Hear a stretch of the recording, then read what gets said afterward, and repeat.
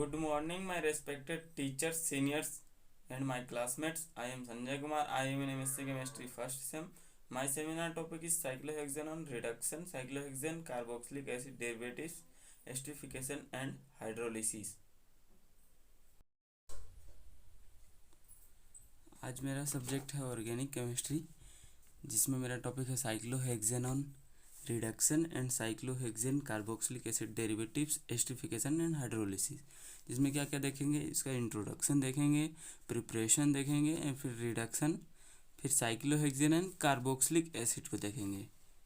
तो cyclohexane carboxylic acid को देखेंगे इंट्रोडक्शन के थ्रू, प्रिपरेशन और कार्बोक्सिलिक एसिड डेरिवेटिव्स कौन कौन से होते हैं वो देखेंगे। तो इसमें मेन कुछ डेरिवेटिव्स के नाम मैंने लिखे हुए हैं, जैसे अपसिक्सिक एसिड एंड बासिक्लिक एसिड और क्लोरोजेनिक एसिड और क्लोरीजेमिक एसिड और डाइसाइक्लोमीन एसिड और सिकमिक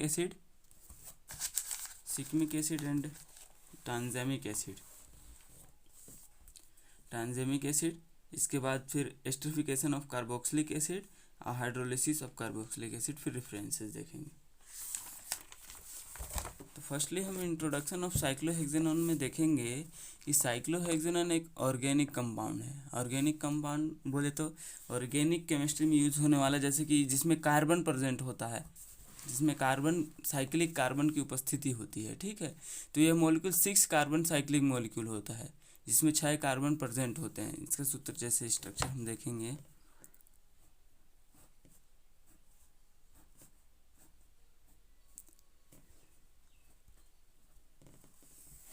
ये क्या है हमारा, यह है साइक्लोहेक्सेनॉन, या इसको हम ऐसे भी बना सकते हैं,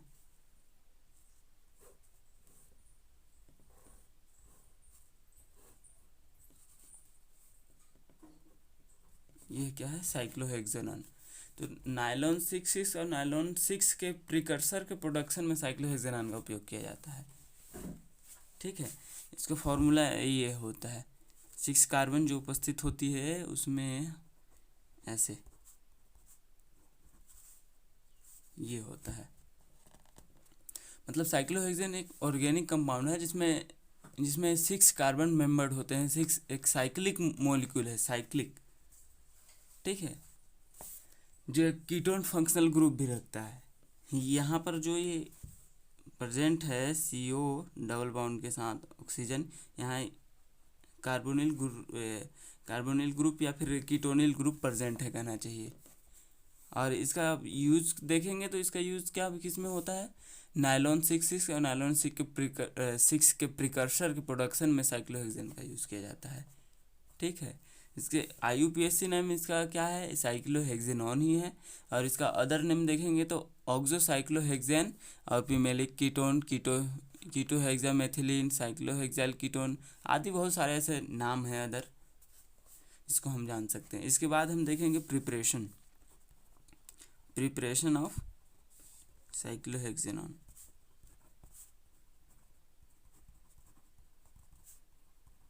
प्रिपरेशन ऑफ साइक्लोहेक्सेनॉन। तो साइक्लोहेक्सेनॉन को हम कैसे बना सकते हैं, साइक्लोहेक्सेनॉन का प्रिपरेशन हम साइक्लोहेक्सेन के ऑक्सीडेशन द्वारा बनाते हैं। इसमें कोबाल्ट उत्प्रेरक के रूप में काम करता है। जैसे हम इसको रिएक्शन के थ्रू देखेंगे, जैसे ये क्या है हमारा साइक्लोहेक्सेन, हम बना क्या रहे हैं साइक्लोहेक्सेनॉन, ये हमारा साइक्लोहेक्सेन। जब इसको ऑक्सीडेशन कराएंगे हम इन प्रेजेंस ऑफ किसके, कोबाल्ट कैटलिस्ट के रूप में यूज हो रहा है। कोबाल्ट को हम कैटलिस्ट के रूप में ऑक्सीडेशन में इसका यूज करेंगे तो यहाँ हमको क्या प्राप्त होगा, हमको ये प्राप्त होगा साइक्लोहेक्सेनॉन, और H2O जल बाहर निकलेगा यहाँ से। इस प्रोसेस में क्या होता है, साइक्लोहेक्सेनॉल का कोफॉर्म बनता है, ठीक है। इस प्रोसेस में साइक्लोहेक्सेनॉल का कोफॉर्म बनता है। इसके अलावा हम साइक्लोहेक्सेनॉन का उत्पादन फिनोल के हाइड्रोजिनेशन द्वारा भी कर सकते हैं। ये तो हमारा फर्स्ट मेथड हो गया। इसके अलावा अगर हम इसको और अधिक दूसरे तरीके से बनाना चाहें तो कैसे बना सकते हैं, फिनोल के हाइड्रोजिनेशन द्वारा बना सकते हैं। जैसे फिनोल क्या है, C6H5OH, ये हमारा फिनोल है। जब इसको हम हाइड्रोजनेशन करेंगे 2H2 तो भी हम इसको प्राप्त कर सकते हैं,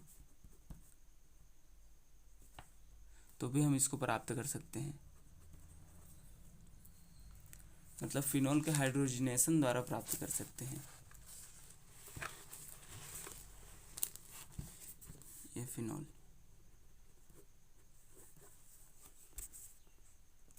इसके अलावा अगर लेबोरेटरी मेथड देखें,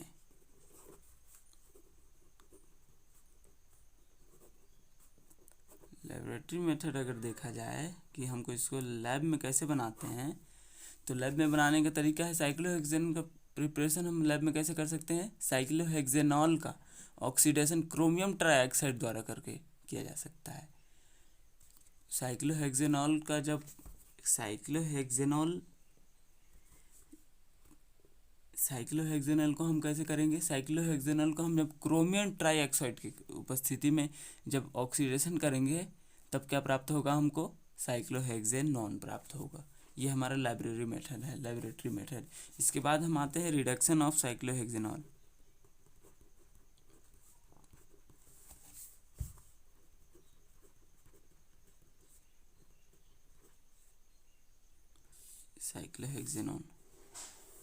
रिडक्शन ऑफ साइक्लोहेक्सेनॉल। तो रिडक्शन में हम क्या देखेंगे, इसका रिडक्शन कैसे किया जा सकता है। तो साइक्लोहेक्सेनॉल के रिडक्शन में सबसे ज़रूरी होता है रिडक्शन के लिए एक रिड्यूसिंग एजेंट। तो साइक्लोहेक्सेनॉल के रिडक्शन में हमारा रिड्यूसिंग एजेंट क्या होता है, NaBH4। हमारा ये रिड्यूसिंग एजेंट के रूप में कार्य करता है, जो रिएक्शन में हाइड्रोजन एटम देता है। जब हम अच्छा, तो रिएक्शन के थ्रू ही हम इसको देख लेते हैं।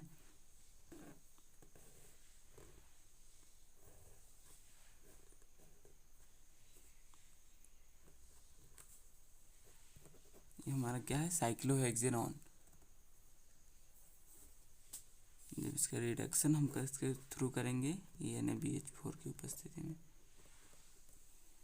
Na+BH4- NaBH4 के प्रेजेंस में जब हम इसको करेंगे तो हमको क्या प्राप्त होगा, दो फॉर्म प्राप्त होंगे, मेजर और माइनर, दो प्रोडक्ट प्राप्त होगा। जब यहाँ पर हाइड्रोजन एटम जब इसका कहाँ जुड़ेगा, एक्सियल पे जुड़ेगा तो हमको इक्वेटोरियल पे एल्कोहलिक ग्रुप प्राप्त होगा। और जब हम इक्वेटोरियल पे जब हाइड्रोजन जुड़ेगा तो हमको क्या प्राप्त होगा, एक्सियल पे एल्कोहलिक ग्रुप प्राप्त होगा। ये कहाँ में हमारा मेजर प्रोडक्ट है, या ये कहाँ हाइड्रोजन एडिशन कहाँ हुआ है, एक्सियल पोजीशन पे। इसके अलावा जब हम इसको देखेंगे कि जब ये कहाँ ऐड होता है,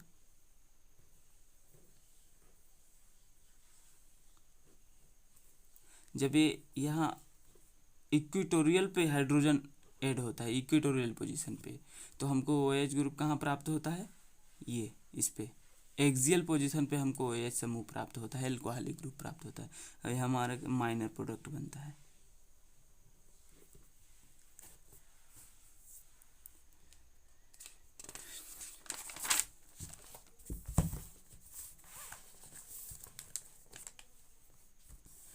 साइक्लोहेक्सेनॉल का यूज़ देख लेते हैं। तो साइक्लोहेक्सेनॉल का यूज़ हम कहाँ कहाँ कर सकते हैं। साइक्लोहेक्सेनॉल को हम फेनिलसाइक्लिडीन और इसके एनालॉगस के अवैध उत्पादन में कर सकते हैं। मतलब फेनिलसाइक्लिडीन जो है इसको बनाने में और उसके एनालॉगस के उत्पादन में हम कर सकते हैं। इसका यूज़ साइक्लोहेक्सेनॉन का यूज़ हम कर सकते हैं।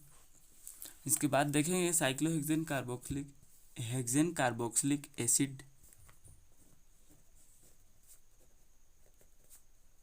Cyclohexane carboxylic acid. Cyclohexane carboxylic acid क्या है, इसका इंट्रोडक्शन देखें पहले। तो साइक्लोहेक्सेन कार्बोक्सिलिक एसिड ये भी एक ऑर्गेनिक कंपाउंड ही है, क्योंकि यह भी एक कार्बोक्सिलिक एसिड है। तो साइक्लोहेक्सेन, इसका फॉर्मूला क्या होता है, C6H11CO2EH। क्या है, साइक्लोहेक्सेन। ये कलरलेस होता है और रूम टेम्परेचर पर क्रिस्टलाइज भी हो सकता है। इसका स्ट्रक्चर ऐसे होता है।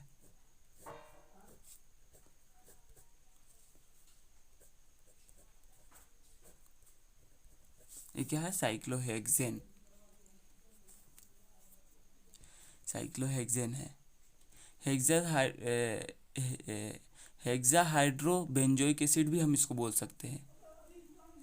फिलहाल अगर IUPAC में देखें तो इसको हम क्या बोलते हैं, साइक्लोहेक्सेन कार्बोक्सिलिक एसिड।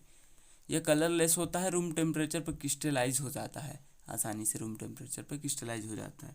और ये ऑर्गेनिक कंपाउंड है क्योंकि इसमें साइक्लिक कार्बन, इसमें 6 कार्बन प्रेजेंट है। ये भी एक साइक्लिक कार्बोक्सिलिक एसिड है। अब इसको प्रिपरेशन कैसे करते हैं, हम इसको बनाने की विधि देखेंगे। साइक्लोहेक्सेन को प्रिपेयर कैसे करते हैं, बनाते कैसे हैं हम। तो इसके प्रिपरेशन के लिए हम क्या करते हैं, बेंजोइक एसिड के हाइड्रोजिनेशन से इसको हम बना सकते हैं। बेंजोइक एसिड क्या है,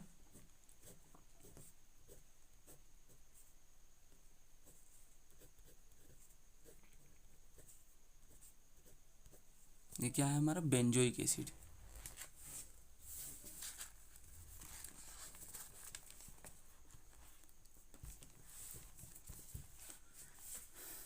ये है बेंजोइक एसिड।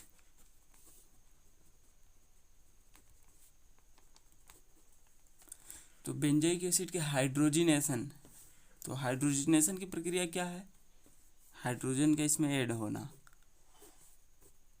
और इसके प्रेजेंस में कौन होगा,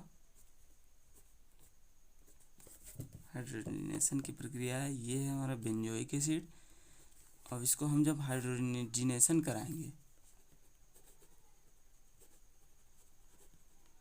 हाइड्रोजिनेशन कराएंगे कि H2 द्वारा, इसमें पैलेडियम 5% पैलेडियम 493 केल्विन पे, जब इसको हम हाइड्रोजिनेशन कराएंगे तो हमको क्या प्राप्त होगा,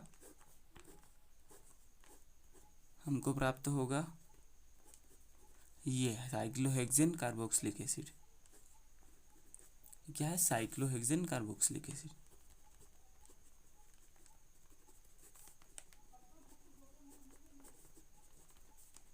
साइक्लोहेक्सेन कार्बोक्सिलिक एसिड, ठीक है।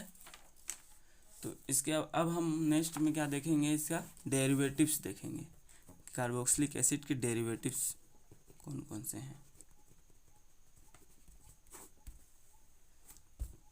तो डेरिवेटिव्स में हम मेन डेरिवेटिव्स देखेंगे, जैसे एब्सिसिक एसिड, इसको हम अलग अलग मेथड द्वारा कार्बोक्सिलिक एसिड से हम इन डेरिवेटिव्स को बना सकते हैं, प्राप्त कर सकते हैं। बिसाइक्लिक एसिड और है क्लोरोजेनिक एसिड, इसके बाद है क्यूनिक एसिड,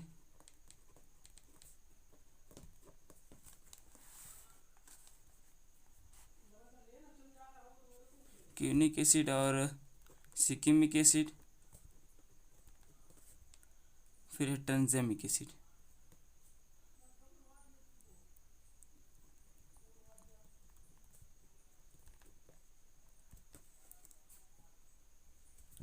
ठीक है, तो फर्स्टली हम सब डेरिवेटिव्स के बारे में डिस्कस नहीं करेंगे, मैं कुछ मेन डेरिवेटिव्स के बारे में आपको बता देता हूँ। जैसे क्यूनिक एसिड,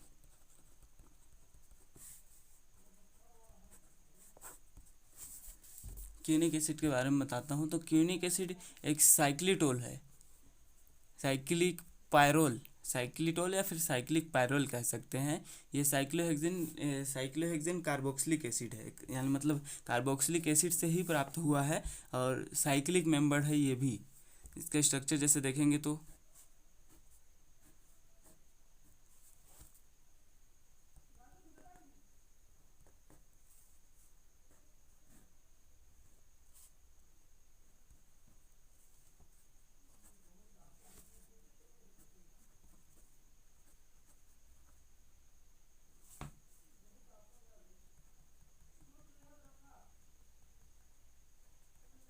ये क्या है हमारा, यह है क्यूनिक एसिड।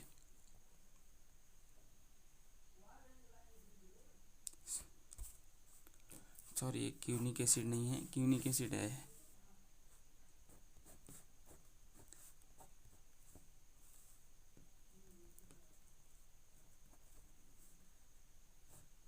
क्यूनिक एसिड ये है,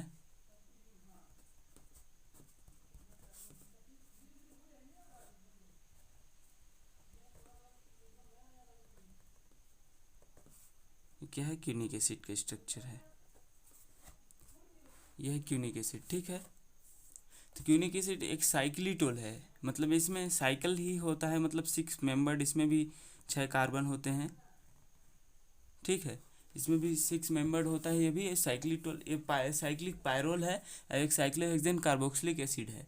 ये भी कार्बोक्सिलिक एसिड डेरिवेटिव्स ही है, कार्बोक्सिलिक एसिड से ही प्राप्त हुआ है। इसको अगर इसका फिजिकल प्रॉपर्टी वगैरह देखेंगे तो हम, यह एक क्या है, कलरलेस है, जिसे प्लांट से निकाला जा सकता है, किसी भी मतलब किसी भी पौधे से नहीं, कुछ ही पौधों से हम इसको प्राप्त कर सकते हैं, साइक्लिटोल को, साइक्लिटोल या फिर क्यूनिक एसिड को। और ये इसकी उपस्थिति हम कहाँ देख सकते हैं, कॉफ़ी की एसिडिटी में क्यूनिक एसिड शामिल होता है। ठीक है, इसके बाद हम देखेंगे फिर नेक्स्ट हमारा डेरिवेटिव्स कौन सा है, सिकिमिक एसिड।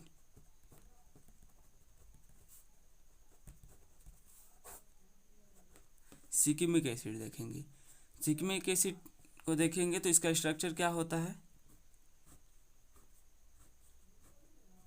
सिकिमिक एसिड का स्ट्रक्चर ये होता है।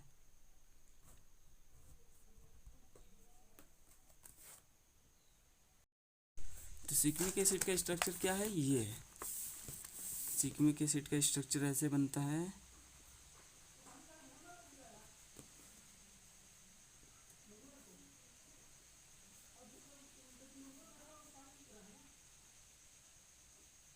क्या है, सिकिमिक एसिड,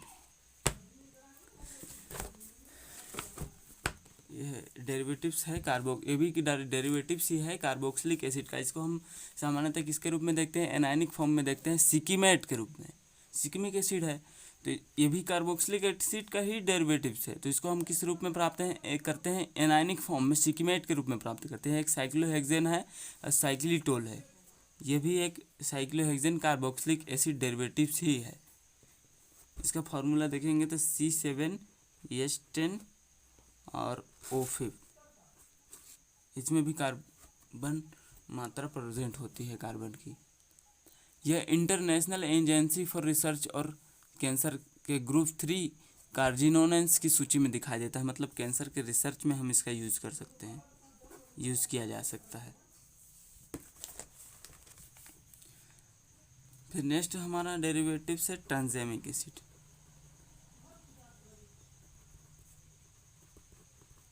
ट्रांसैमिक एसिड, तो ट्रांसैमिक एसिड का स्ट्रक्चर क्या होता है, ट्रांसैमिक एसिड का स्ट्रक्चर यह होता है।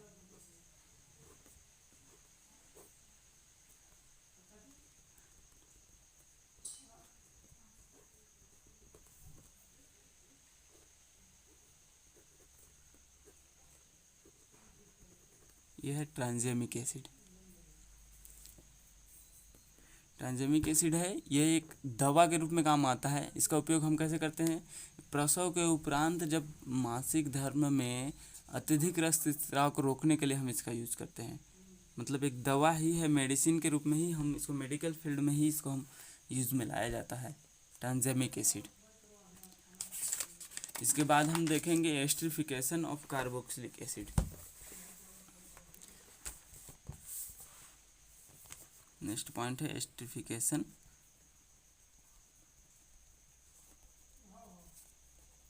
Of carboxylic acid.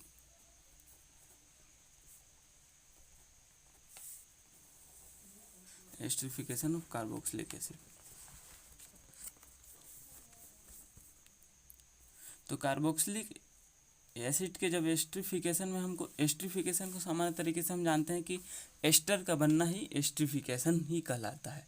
तो कार्बोक्सिलिक एसिड से हम निम्न तरीके से एस्टरिफिकेशन बनाएंगे। जैसे देखिए, तो एस्टर बनाने की क्रिया में हम क्या करेंगे, कार्बोक्सिलिक एसिड को एसिड कैटेलिस्ट के प्रेजेंट में अल्कोहल के साथ क्रिया कराएंगे। मतलब जब हम कार्बोक्सिलिक एसिड के जब एस्टरिफिकेशन कराएंगे तो रिएक्शन के थ्रू देखेंगे, कार्बोक्सिलिक एसिड क्या है, RCOOH, ये क्या है हमारा कार्बोक्सिलिक एसिड। ये कार्बोक्सिलिक एसिड, जब हम इसको क्रिया कराएंगे एल्कोहल से किसके प्रेजेंस में, एसिड कैटेलिस्ट के प्रेजेंस। एसिड कैटेलिस्ट के मेरे रूप में हम क्या क्या लिख सकते हैं, H2SO4 या फिर P2O4 ले सकते हैं, P2O5, फास्फोरस पेंटाक्लोराइड भी ले सकते हैं। यह रिएक्शन हमारा रिवर्सिबल होता है। तो हमको क्या प्राप्त होगा, यहाँ पर एस्टर प्राप्त होगा और जल भी प्राप्त होगा। ये बन गया एस्टर। तो एस्टरिफिकेशन की क्रिया में कार्बोक्सिलिक एसिड का जब हम एस्टरिफिकेशन करेंगे किसी एसिड कैटेलिस्ट के प्रेजेंस में एल्कोहल के साथ रिएक्शन कराएंगे तो क्या प्राप्त होगा, हमको एस्टर प्राप्त होगा। एस्टरिफिकेशन क्रिया स्लो होती है पहली बात, दूसरी बात ये रिवर्सिबल भी हो सकती है, रिवर्सिबल भी होती है। ठीक है, अब देखेंगे नेक्स्ट हमारा क्या पॉइंट है, हाइड्रोलिसिस ऑफ कार्बोक्सिलिक एसिड।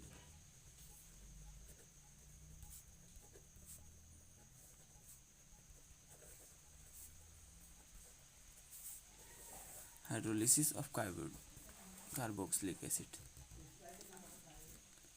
तो हाइड्रोलिसिस में देखेंगे कि कार्बोक्सिलिक एसिड में हम एस्टर का हाइड्रोलिसिस करते हैं।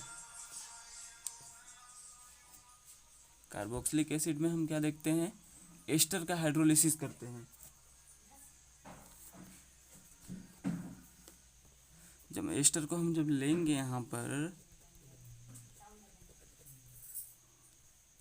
ये क्या है, हमारा एस्टर है। हाइड्रोलिसिस हम कराएंगे जब, तो क्या प्राप्त होगा, ये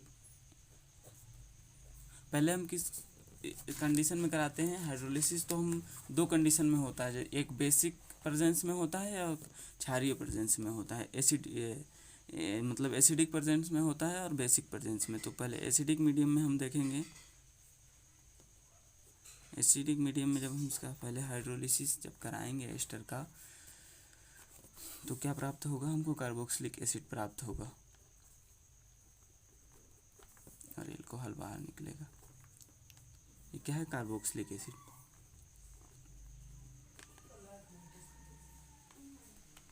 ये कार्बोक्सिलिक एसिड, ये हमारा एसिडिक मीडियम में बना है, क्योंकि हम एसिड के प्रेजेंस में यहाँ H+ जो है इसका ट्रांसफ़र होता है एसिडिक मीडियम। इसके बाद हम देखेंगे बेसिक मीडियम में।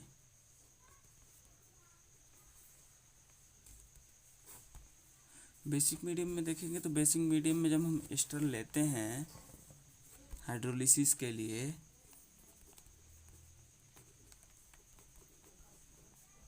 ये क्या है, हमारा एस्टर।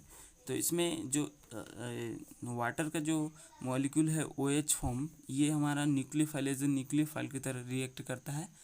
और ये कहाँ अटैक करता है, जब ये कार्बन सेंटर पर जब अटैक करता है तो इस पर प्लस चार्ज जनरेट होता है ये, और यहाँ से डबल बॉन्ड बाहर टूटता है और हमको ये प्राप्त होता है, और ये OH यहाँ न्यूक्लियोफाइल आके यहाँ जुड़ जाता है। इसके बाद क्या होता है, RC, फिर हमारा ये बन जाता है कार्बोक्सिलिक एसिड बनता है, और OR ये बाहर निकलता है। तो वापस से जब हम इसका वो कराते हैं, OH को हम इसमें से बाहर निकालते हैं, ये जो OH है इसको ऐड हुआ था न्यूक्लियोफाइल की तरह, तो हम जब इसको बाहर निकालते हैं तो हमको क्या प्राप्त होता है, ये प्राप्त होता है। अब इसको जब हम हाइड्रोलिसिस कराएंगे, जब यहाँ पर क्या होता है, पहले हम एस्टर लिए, एस्टर को जब हाइड्रोलिसिस करा रहे हैं तो इसमें हाइड्रोलिसिस में हम OH- यहाँ पर as a nucleophile basic medium, तो OH यहाँ पर बेस की तरह हो गया। तो बेसिक मीडियम में जब हम करा रहे हैं तो यहाँ हमको मीडियम प्रोडक्ट ही प्राप्त होगा। अब जब हम इसको यहाँ से निकालेंगे,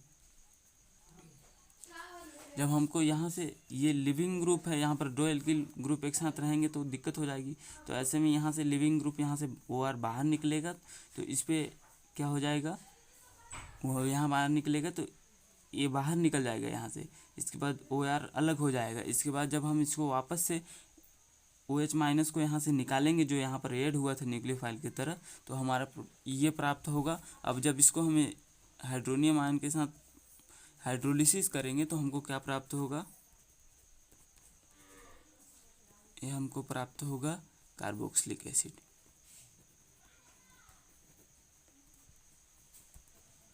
कार्बोक्सिलिक एसिड प्राप्त होगा। That's all. ओके।